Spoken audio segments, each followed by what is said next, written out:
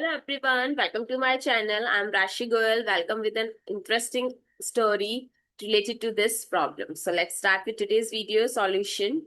So two friends are planting trees. Together they buy 10 saplings.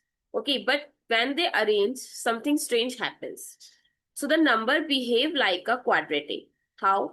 Because they write this x times x as x square plus 7x plus 10 equals 0, right? So the number behave like quadratic. So let's solve this quadratic equation. So think of 10 as product of two numbers and 7 as their sum. So which pair works? Product is 10 and sum is 7. So 5 and 2, right? So we can write this 7x as 5x plus 2x plus 10 equals 0.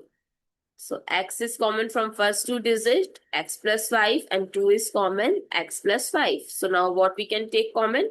X plus 5. So what is left? X plus 2 equals 0. So what are the solutions?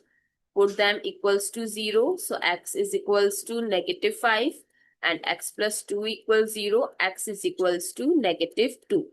So the tree puzzle gave you roots -5 and -2.